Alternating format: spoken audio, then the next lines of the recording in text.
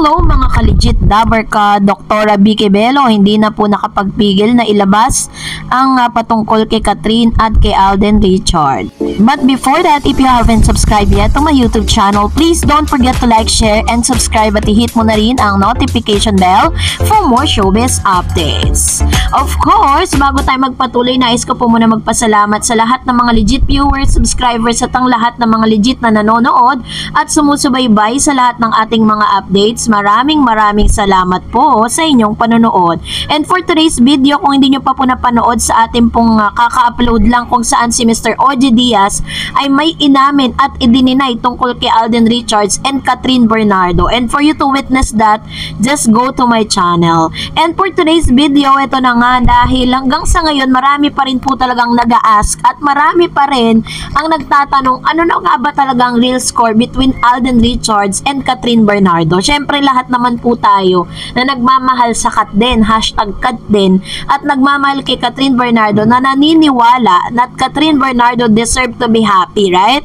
So dahil po dito, ilan sa mga news insiders and news online ang naglalabas ng kanilang mga balita patungkol po sa real score of Catherine Bernardo and Alden Richards. Internet users choose Alden Richards over Jericho Rosales for Catherine Bernardo. So, ang netizen na po ang namili para kay Catherine. Sabi dyan, it looks like social media user preferences Alden Richards over Jericho Rosales to pair with Catherine Bernardo. In a recent poll by Philippines.com, Alden was the runaway winner with many Facebook users choosing him over Jericho.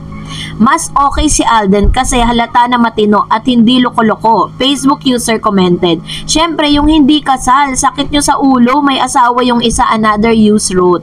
Meanwhile, some commentators wants Catherine to stay single and enjoy her life.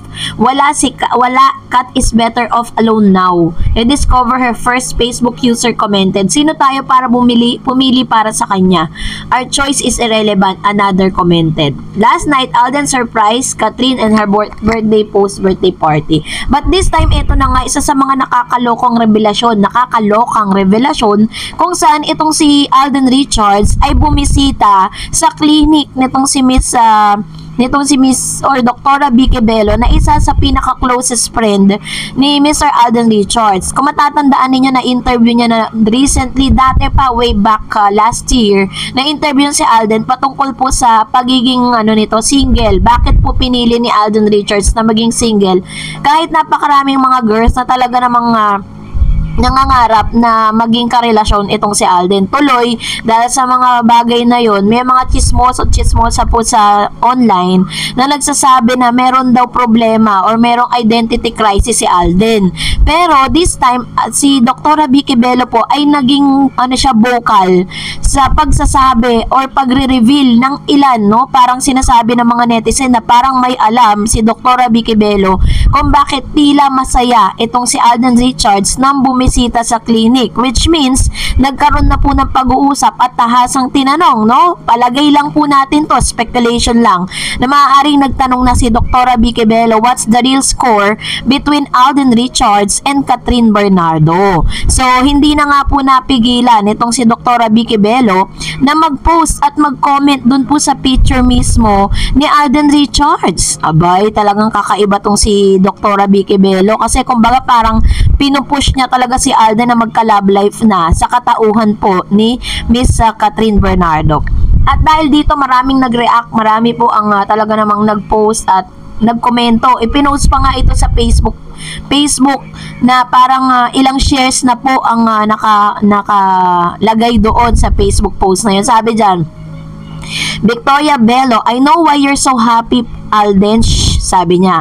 And then may mga nag-reply, and then Bello Beauty, Victoria Bello, meron pong parang na emoji at saka nakatakip na bibig, which means parang they are kumaga parang may knowledge na sila between Alden Richards and Catherine Bernardo. Sana nga po no, one of these days ay magbigay po ng interview itong si Doktora Vicky Bello para siya po tahasang magtanong dito po kay Alden Richards.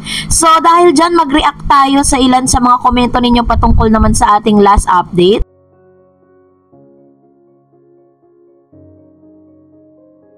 Eto, medyo na-trigger ako dito sa comment na to kasi parang, eto, babasahin natin si MMM. Malas naman ni Alden, sinalo lang niya yung pinagsawaan ni Daniel ng 11 years. Ang daming beauty queen, mga super ganda at pinag-aralan pa. Tapos pipiliin niya yung artista lang na iniwan ng boyfriend. Ano, awa lang ba yan? O gagamitin lang ulit para sa karir tulad ng paggamit niya kay Min para sumikat siya? My God! So medyo ano to medyo mabibigat yung mga allegation niya. No, parang judgment na yung binigay niya kay Catherine parang sinabi niya na papatulan ni Alden to.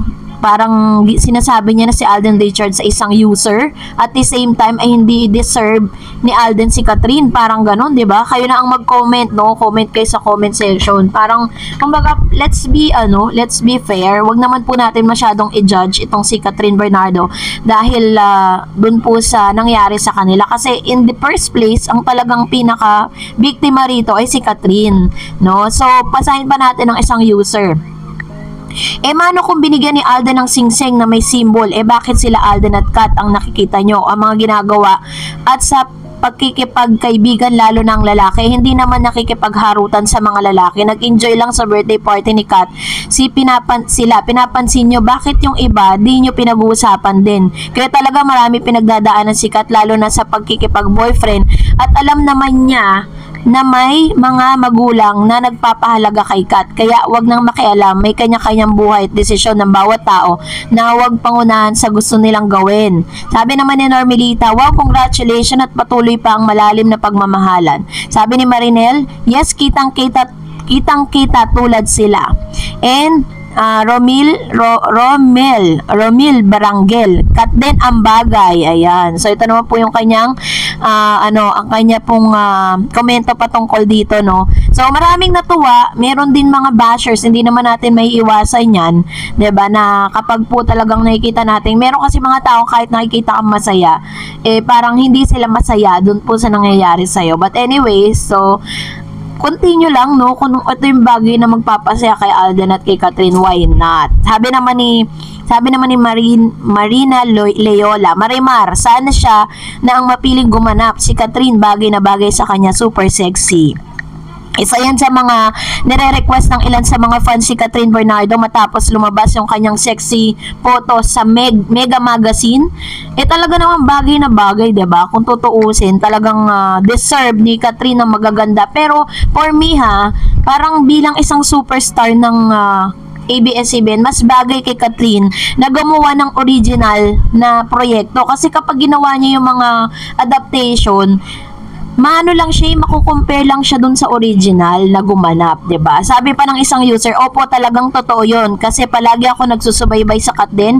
Nakita ko rin ang black ring, kita naman talaga. Ayan. So ito naman yung kanyang komento patungkol sa bagay na ito na binabash din ng ilan. Sabi meron din daw yung ibang artista. Bakit ba? Yun talaga yung pinaka-symbol po nila ng friendship ba? Strong bond or whatever. So wala na tayo dun. And that's it for today. For more videos and updates, please don't forget to like and subscribe, and please don't forget to follow my Facebook page, Dar Eds TV. God bless everyone!